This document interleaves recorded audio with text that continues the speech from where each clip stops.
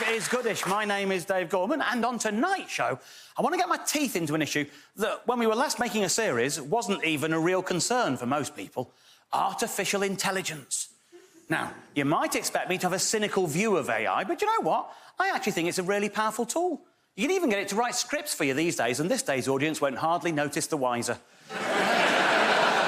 AI's critics seem to come at it from two directions. On the one hand, it's an existential threat to everyone's livelihood, and on the other, it's so stupid it doesn't even know how many fingers we're supposed to have, although, I'll be honest, I've never really noticed that myself. In my experience, it just doesn't appear to be that intelligent, right? I'll give you an example. Recently, I was in some holiday accommodation with a small selection of DVDs, one of them the Mel Gibson thriller Ransom. I was tasked with finding out whether this would be an appropriate film to watch, given the age range of family members present. Long story short, I found myself at this website that I don't think is written by humans. I think it must be using AI to scrape the internet for other people's writing. It definitely gets things wrong. Here's the plot summary for this version of Ransom. A retired lieutenant colonel tries to raise £950 for 2 flights to East Africa. I can tell you that Mel Gibson's character isn't a retired lieutenant colonel, but more to the point, it's not just wrong, it's wrong in a way that any human being would immediately know is wrong. I think £950 is a clue, isn't it? Here is a still from the film. He is surrounded by what are clearly US dollars, and I'm going to go out on a limb here and say that is more than £950 worth, isn't it? And why would any ransom ever be £950 anyway? The one thing hostage takers don't normally do with the ransom is knock a bit off to make it sound like a bargain. I have no idea where it found this sentence. Maybe we'll never know. But I do know that it is wrong. What's worrying about AI, I suppose, is that even though it's demonstrably awful, businesses are still using it. They would rather have a shit thing for free than pay a person to do it properly. It makes me realise I think maybe London cabbies were the canaries in the coal mine. To have a licence to drive a London cab, you have to do the knowledge. There are thousands of streets and landmarks within a 6-mile radius of Charing Cross. Anyone who wants to drive an iconic London cab must memorise them all. It normally takes people 3 to 4 years to do it. What a feat of memory that is. It came as no surprise when a cabbie won Mastermind in 1980. Anyone remember the name? Absolutely. I might as well have said, who here is over 50? Every one of them remembers the name, Fred Housego. Incidentally, young people, that isn't a sepia-tinted black and white photo. That is what life looked like in Britain in glorious Technicolor back in the day. Imagine having a skill set built up over 3 to 4 years and then being undercut by any old sausage with a sat-nav. And maybe we should have taken the taxi driver's side on this, but we didn't. Most of us went, ooh, cheaper taxis. I appreciate, incidentally, this is a very London-centric view of things. If you live outside of London, the arrival of the sat-nav has almost certainly improved your taxi experience. Something happened about 6 years ago that really showed me how London-centric things can be. What it is I moved out of London. Leaving London is like leaving a cult. Those who remain in the cult are unable to acknowledge that life can meaningfully exist on the outside. In London, the East End was always my patch.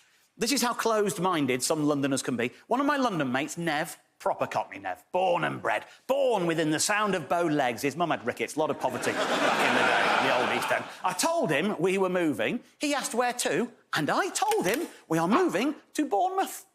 And his first words were, what tube line is that on? I said, it's not on a tube line. We're leaving London. He said, what are you doing that for? I said, we want to be nearer to the grandparents. He said, why don't you make the grandparents move to London? I knew after about 6 months that it had been a good move for us. Do you know why? Because in those first 6 months, we had more nights out in London than than we had had in the entire 2 years before it. And when I say more, I mean 2 more, and when I say 2 more, I mean 2. A few weeks after we'd moved, I mentioned it on Twitter, as it was then, and it was fascinating to see the reaction. It's that sort of, I know one thing about Bournemouth and I'm now going to do the joke that I think I'm supposed to do reaction, yeah? Lots of, are you retiring? Retiring to the seaside? Are you just waiting for God? Etc, etc. And I know where they're coming from. I don't take offence. I understand that's how British people relate to one another, but at the same time, it's not really an effective way of teasing someone going, ha, ha, ha, you moved to a town full of old people, when the reason we moved there was to be near to some old people. Of course, some people served their banter with what I would describe as a side salad of pompous. Yeah? I'm sorry, but I'm with Oscar Wilde on this. When you're tired of London, you're tired of life. Hashtag just saying. 2 things here.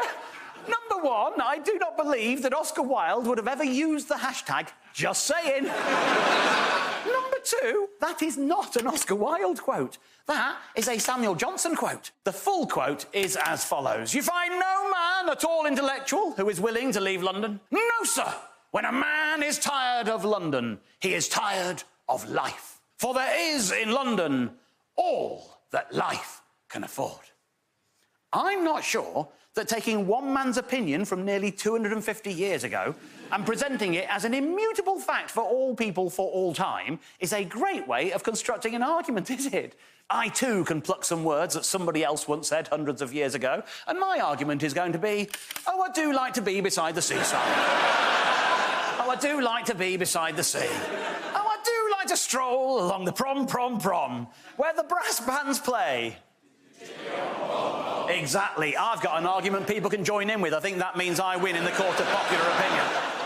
This is an incredible way to respond. Why would anyone want to be surrounded by old people? Ugh, makes my skin crawl just thinking about it. Well, good luck for your future, my friend. Look at what you're letting yourself in for. Now, this chap had attached some pictures to his tweet, and I need to expand them before we can appreciate the rest of his words. They were population trend graphs for the East London and Bournemouth postcodes. He's taken them from a website called plumplot.co.uk, which is one of those weird URLs where you're never quite sure where the break in the word is supposed to be, are you? That could be plumplot, or it could be plump lot. You just don't know, do you? It's like that time Tim Vine, king of the puns, appeared on The Rain one morning and they gave him the hashtag Britain Spunking. Oh. Yeah.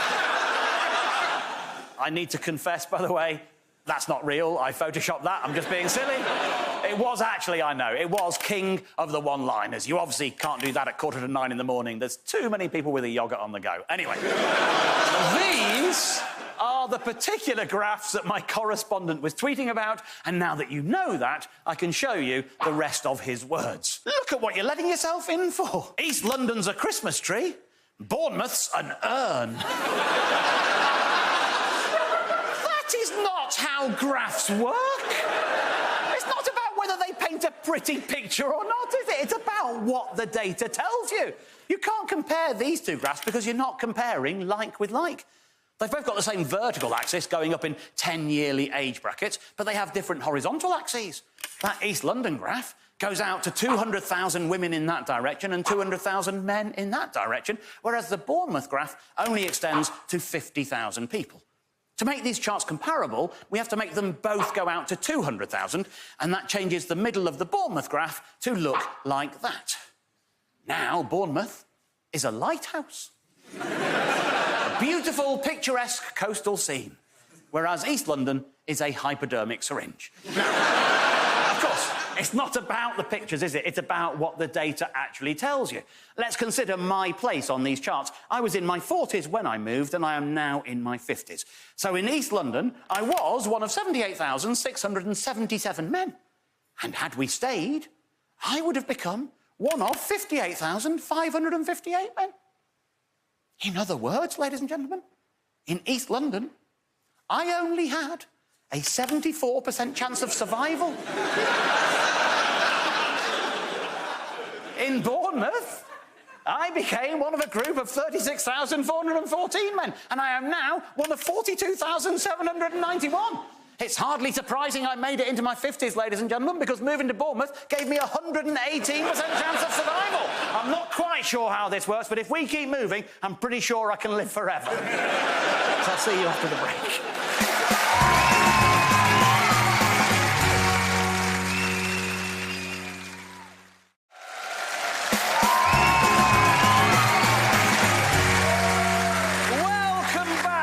Modern Life is Goodish. Now, earlier, I was showing you people's tweets about me moving to Bournemouth, but I held one back because I think it's a doozy. I think one person in particular is going to find the first line especially funny. Oh, you will be running back to London in no time, yeah? Yeah, the one person who I think thinks that's hilarious is him. In London, all the celebrities hang out together. You won't enjoy hanging out with all us normals. Where are you going to find celebrity friends in Bournemouth? There's so much to unpack here. One, he thinks I'm a real celebrity. Two, he thinks all the celebrities hang out together. Three, if he's one of the normals I won't want to hang out with, does that mean that he lives in Bournemouth? And if he is a Bournemouth resident, then he should know the answer to his question, shouldn't he? It's obvious where I'm going to find celebrity friends to hang out with in Bournemouth, isn't it? I'm going to find them at the Hotel Celebrity. Why else would it be called the Hotel Celebrity if it isn't where all the celebs hang out? That's how it works, isn't it? If you're in Plymouth and you want to meet a celebrity, you go and get your nails done at Celebrities Nails, yeah? That's how it works. If you're in Liverpool, you want to meet a celebrity, go and get your photos taken at Celebrity Images. That's how it works, isn't it? It's obvious, isn't it? Actually, this is another quite good use of AI.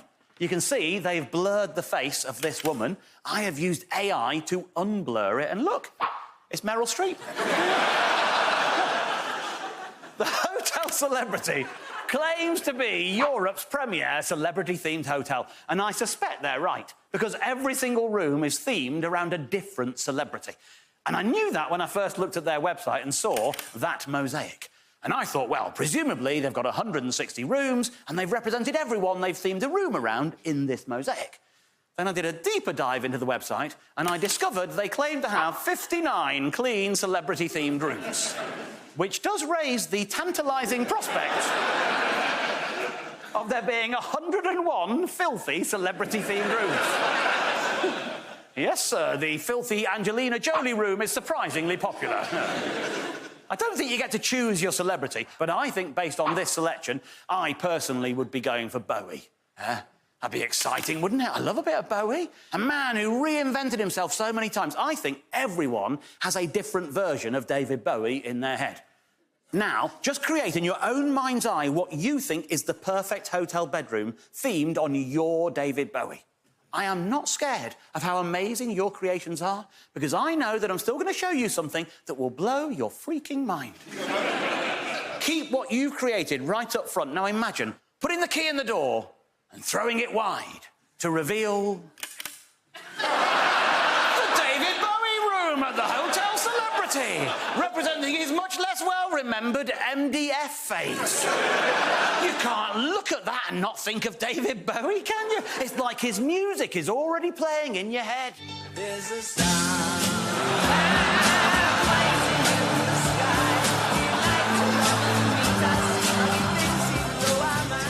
That is not a David Bowie-themed room. That is a bloody Travelodge. What are they doing? Now, look, I should be fair here. I have looked at every single photo on TripAdvisor, and I can tell you there is evidence of Bowie in this room. There are 2 posters of him on that wall, and there are 2 posters of him on that wall. That is not a David Bowie-themed room. That is a David Bowie fan-themed room if the fans' parents have got very strict blue-tap protocols. There are other details in these rooms. Imagine you've turned up late at night. It's gone midnight, you've had a skinful, you're with your partner. You don't care whose room you're in, you just want some kip. You wake up at 4 in the morning needing a wee because you're a man in your 50s, and that's how it bloody works these days. You don't want to wake up your partner.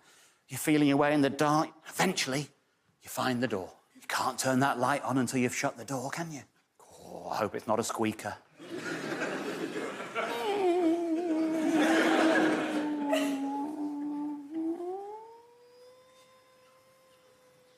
Only now can you pull that little cord And when you do, you are greeted by the... You shit yourself!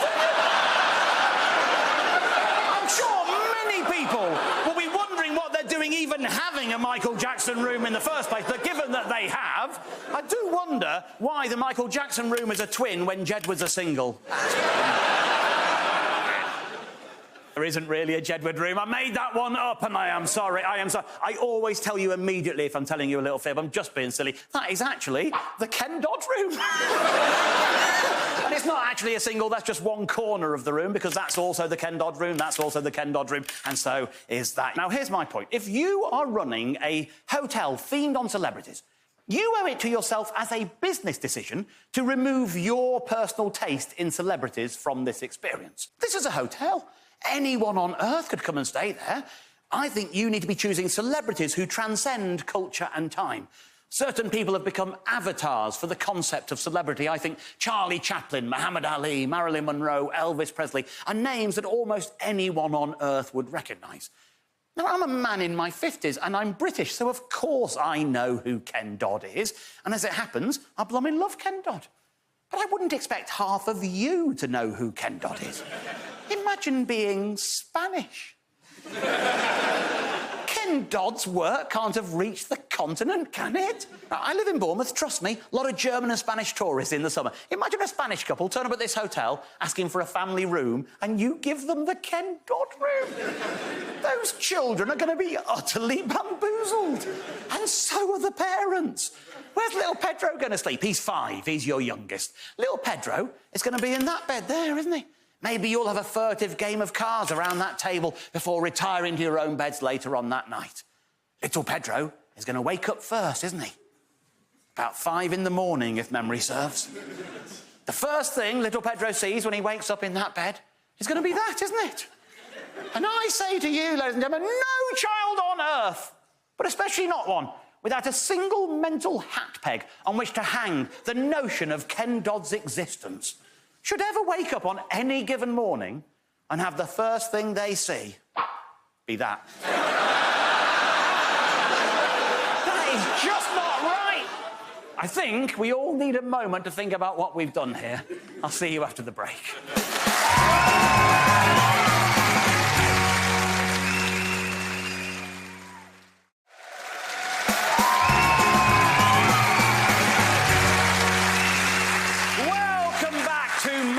Life is Goodish. Now, for anyone who's just tuning in, earlier on, we were talking about celebrity abuse. By which I don't mean the abuse of celebrities. I mean the abuse of the word celebrity. Things that use the word celebrity when they have no real connection to actual celebrities. Things like this, and this, and this. High 5, mate. Yeah? Absolutely. High 6, fella. High 6. That landed, didn't it? If you've ever watched a celebrity show on TV and had that thought, celebrities? I've never blooming heard of them. These aren't celebrities. Give me a little cheer. Yeah, before we had influencers and YouTubers and the only way is Essex reality stars, we used to have proper celebs, didn't we? People who trod the boards and learned their craft the hard way, yeah? Yeah? I know, I feel you went for that, sir. You're connecting with me emotionally on this, aren't you? What's your name there, fella? Stephen. Stephen, yeah? You've watched those shows and gone, I've never heard of you. You've watched that, haven't you? I have. You have, haven't you? Do you know what, mate, Stephen? You're wrong and you've made a complete fool of yourself there. Not just you, everyone. We're all wrong, me included. That was a lazy joke based on flawed logic, and I should know better than to tell it to you, ladies and gentlemen. You're not alone, though. Don't worry about it. Anytime any celebrity-based show appears on TV these days, loads of people make the complaint that they're not proper celebrities because they've never heard of them. And it's an attitude that is often accompanied by posts like this, featuring Bruce Forsyth and Roy Castle. Now, look, the video attached here is amazing.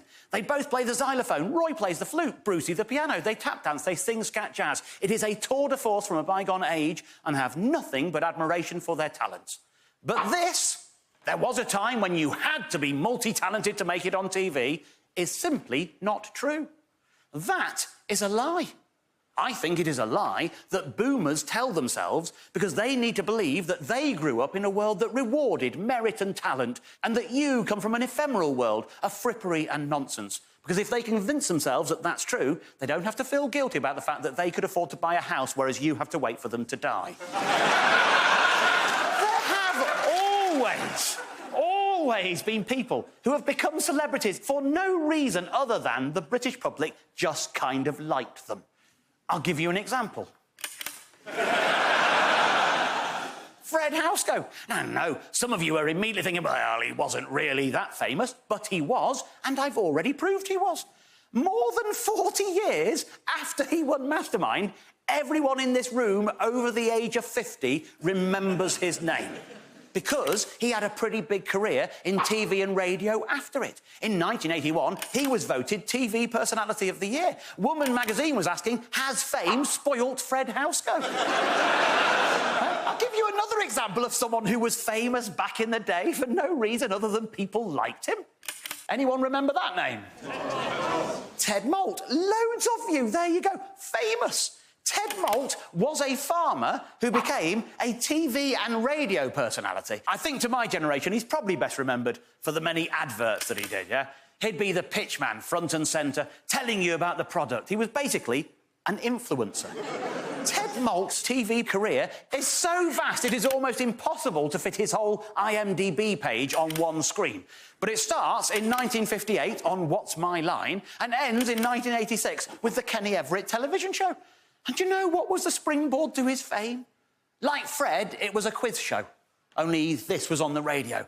Ted Moult first came to the public's attention on the BBC Radio general knowledge quiz, Brain of Britain.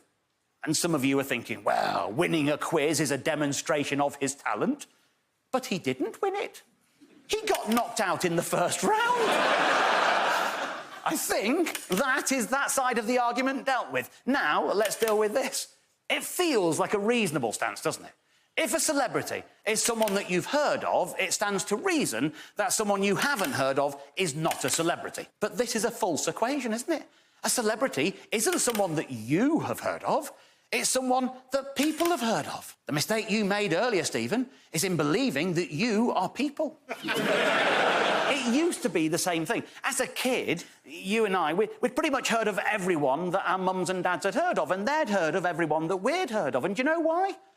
Because we didn't have any choice. In the 1970s, we only had 3 TV channels. Do you know how many TV channels there are today? Nobody knows. It's literally an unknowable fact. I think it's hard for young people to understand how little choice there was. You had 3 channels and in most households only 1 TV. No video recorder, no laptop, no iPad, no phone. You had no other screen. And so what was on was what you watched. And sometimes there was nothing on. There were times in my childhood where I spent half an hour watching that. I can explain it best with this diagram. This serves 2 purposes. 1, it is a subliminal ad for the game Twister. But 2, it represents a family of 4. In the 1970s, with 1 screen in the house, the overlap of their televisual knowledge looked something like this. Nowadays, in our world of infinite choice, every member of the family will watch their own things on their own time, on their own screens, and so it looks more like this. So, when you complain that people aren't really celebrities because you've never heard of them, what you're really saying is that you think the producers of Strictly ought to be booking those people. They're never going to do Strictly. That's Tom Cruise. That's Taylor Swift. That's Paddington Bear. And those sort of people were never on that sort of telly. I loved Blankety Blank when I was a kid, but there isn't some golden age of Blankety Blank where Terry Wogan's panel was made up of De Niro, Windsor, Olivier Stallone, Heston and Honor. That never happened. There was always a smattering of weathermen, taxi drivers and farmers. And when Fred or Ted or any of the many others of their ilk appeared on the box, nobody yelled, "He's not a celebrity. I've never even heard of him." Why? Because everyone had heard of him. Why? Because, for example, when Fred Housego won Mastermind, there were 18 million viewers. Why? Because there was nothing else on. Case closed. I don't think there is any qualitative difference between, say, Ted Moult being thrust into the limelight by an appearance on a quiz show and Joey Essex being on The Only Wears Essex and seizing his opportunity as well. Good luck to Joey Essex, whoever he is. He is an interesting case, actually. The Only Wears Essex has made him a bona fide TV star with credits coming out of his wazoo, and yet one of his most recent credits was for Love Island. Not a celebrity Love Island, just Love Island. It's a bit weird, isn't it? On Love Island, the winning couple can make 50 grand between them, and whatever you think of it as a show, it is a bit weird pitching non-celebs against a celeb when there's serious prize money at stake, isn't it? Of course, it got a lot of headlines at the time. A lot of people had a lot to say on the subject, ladies and gentlemen. Luckily for you, I read the comment sections on articles like these so that you don't have to. And I've taken my favourite of the comments and turned them into something that I like to call a found poem. That I would like to perform for you now. All so-called reality shows are essentially popularity contests. So putting a celebrity in is basically cheating. It's no different to an Olympic runner taking steroids. Shame on you, Joey Essex. Shame on you. The show is called Love Island because it is filmed on the island of Mallorca. What the producers failed to realise is that Britain is also an island. Nobody in Britain thinks that being an island is special because we are one. This is sick. Joey Essex is old enough to be the father to some of those girls. He should not be on there ogling them in their swimming costumes. What are the BBC thinking? Love Island is not on the BBC. I didn't say that it was. I simply asked, what are the BBC thinking? And I stand by that.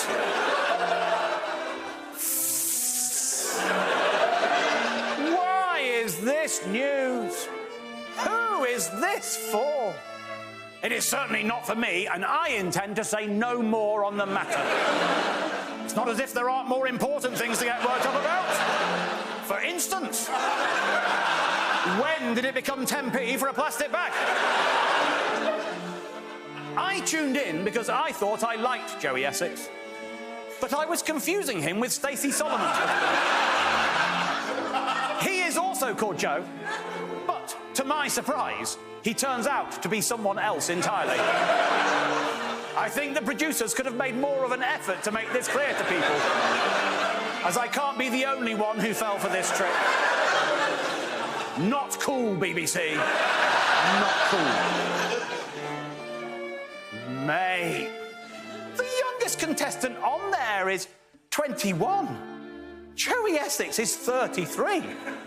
33 minus 21 is roughly 10 or something.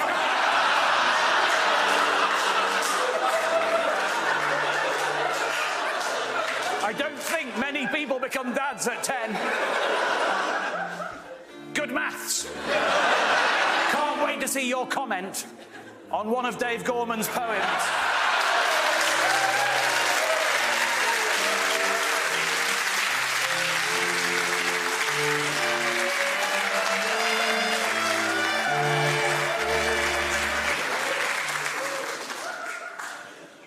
May the 21st, 2021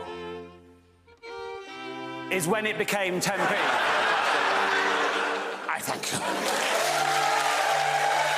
The Bill Ross String Quartet, ladies and gentlemen. See you after the break.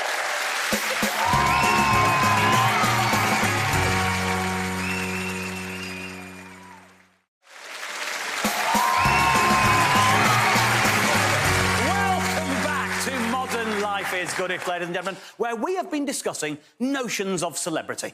It seems odd to me that people will complain about someone they've never heard of doing Strictly, when they must know by now that sometimes it's the least well-known people who turn out to be the most popular.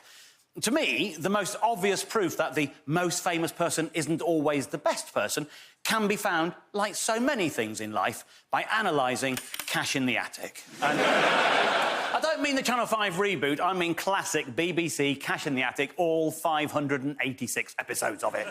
You can't make that many shows without using several presenters, and on Attic, the roll call of presenters included some true titans of British broadcasting. Rippon, Fogel, Hunniford, Jones and Bond, Jenny Bond.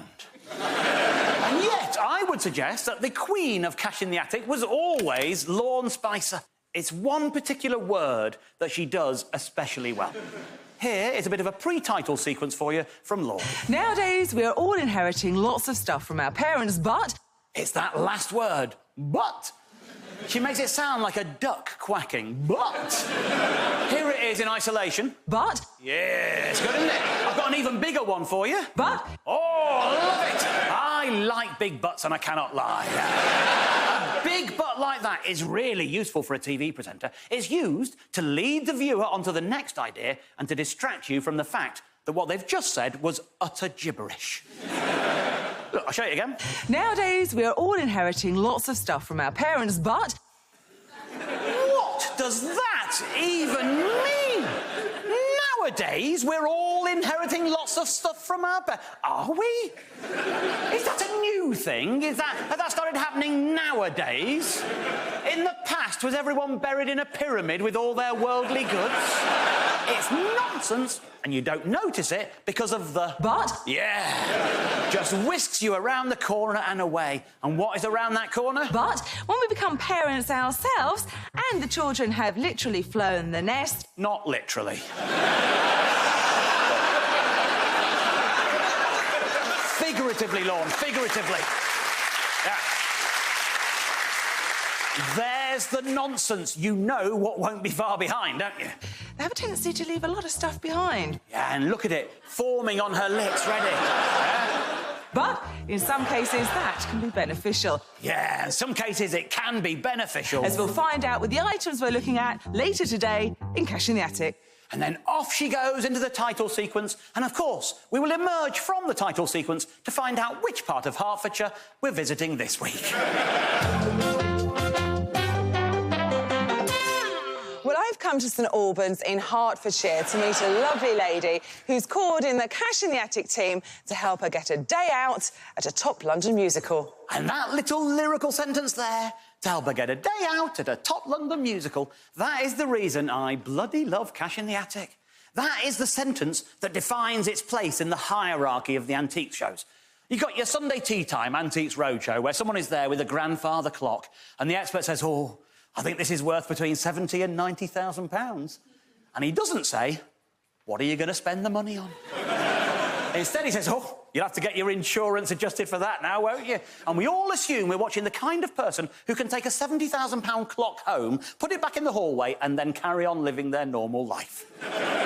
Other end of the spectrum, you've got daytime ITV, where David Dickinson is helping a man sell a signet ring so he can buy a bag of skag. Now, in the middle,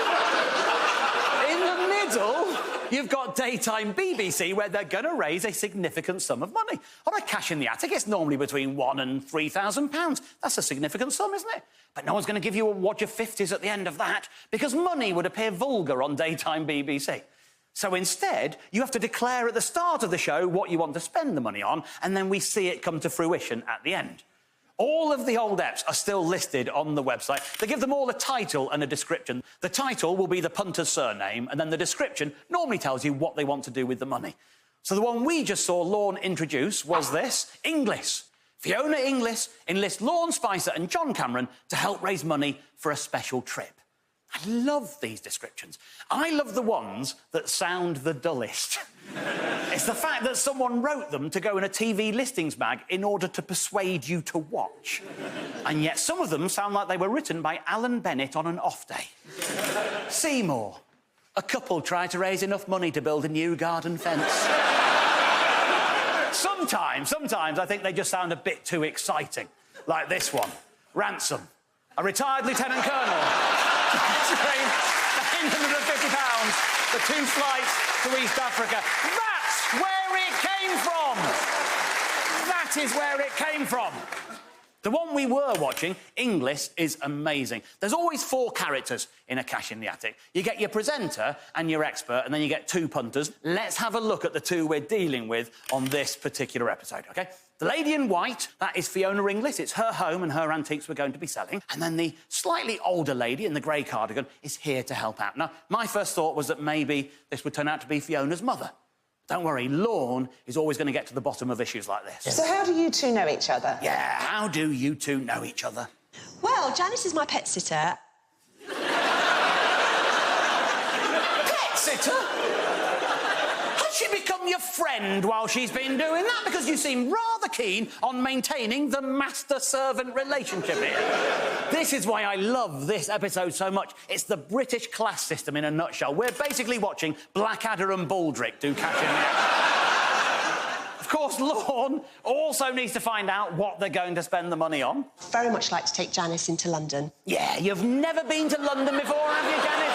No, we only live 25 miles away, but you've never been. Little treat for Janice. That'd be nice, wouldn't it? Nice, yeah, that'd be nice, yeah. For the day, and perhaps go and see a musical. And look at how overwhelmed with gratitude Janice is. She's never known the like, has she? I'm being slightly disingenuous here. She actually is exceedingly grateful, which you will see if I run this clip on a little bit more. Here we go. And I know she would love that, wouldn't you, Janice? That's nice, that's smashing. Thank you. You don't have to do that, though. Oh, no, but you deserve it. That's you very really kind. do. Thank yeah. you. Thank you, miss. You don't normally let me out the chimney, miss. That's ever so kind. Thank you. I do appreciate it. Thank you ever so much. Ever so kind. I love this episode so much. It's amazing. Now, I've always had a sneaky suspicion that they don't just sell antiques that they find in the home. I think the production team might have a van parked down the road with 2 or 3 interesting pieces in it. Not expensive stuff, cheap stuff, just to guarantee they get a sufficient antique-y content in the show. I can't prove it, but I can show you the sort of scene that has aroused my suspicion. Oh, Janice. Is this of any interest at all? I found it downstairs. Look, it's not too bad. Where did it come from? Now, the cheeky answer here would be downstairs. I just told you. But we all know what he really means is, how did this come to be available for sale at the auction? Now, on reflection, you might think that the pet sitter is unlikely to know the answer. How would a pet sitter happen to know the provenance of any of the antiques found in the home of the pets she sits? But in this instance, as luck would have it, Janice knows. I think, well, Fiona and I got it at a car boot sale a few weeks back now. I think if Janice had truly been at a car boot sale with Fiona and witnessed that purchase, she would have sounded very confident in her answer.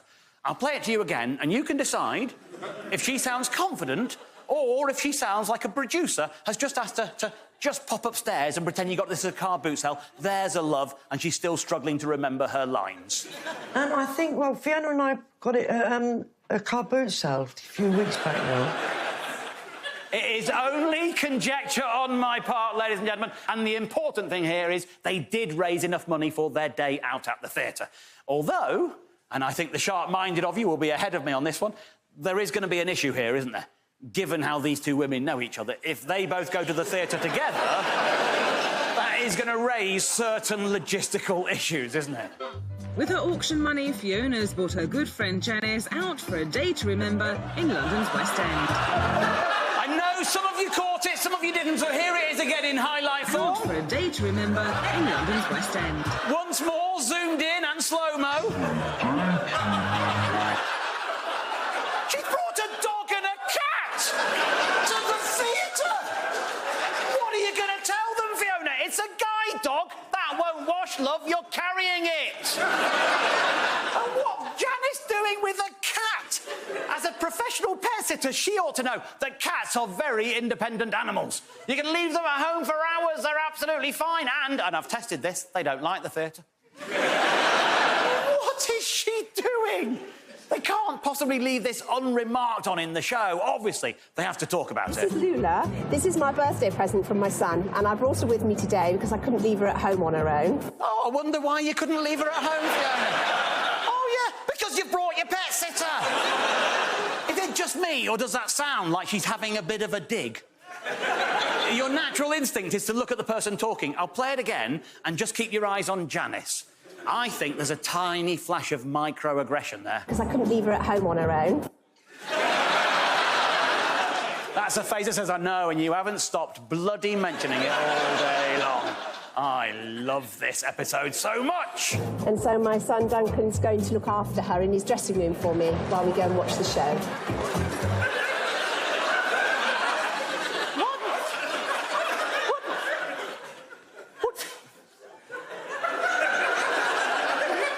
What do you mean? Duncan's in the... What? I'm sorry. I know something that you lot don't know. I'm so sorry. I probably should have put this clip in the show earlier. I knew this. I should have shown you as well. Well, my son's Duncan James, and he's in a band called Blue. Oh, yeah! He's in the Piggin' Show, all right! Fiona's son, Duncan James, is in the hit show Legally Blonde. He's not just in the show, he's on the poster! He's the star of the bloody show! And yet, for the last 57 minutes of television, you have asked me to emotionally invest in the idea that this woman is selling her things in order to afford a ticket to the theatre! And only now do you reveal it is to go and see her presumably millionaire pop star son. And you are seriously asking me to imagine that he can't score his mother picking tickets? I am not sure how West End contracts work, but I know I can get tickets for my mum, can't I, Mum? Yes, of course I can. See? And I'm sorry for swearing, Mum, but this sort of nonsense drives me to fucking distraction. In a world where people get upset that the people on TV aren't famous enough, you'd think the producers would want to mention that he's in the show's description, wouldn't you? Get a few more eyeballs on it, but no, they forgot to mention that, didn't they?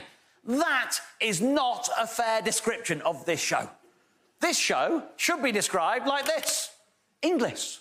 Fiona Inglis, who is the mother of Duncan James from Blue, sells some stuff she may or may not have owned at auction, and then takes her pet sitter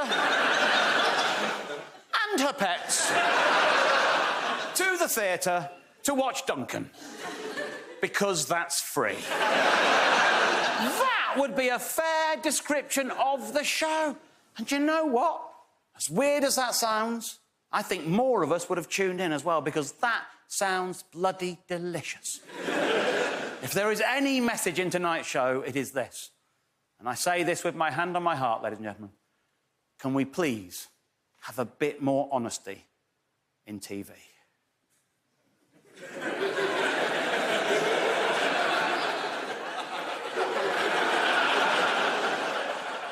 Thanks for watching.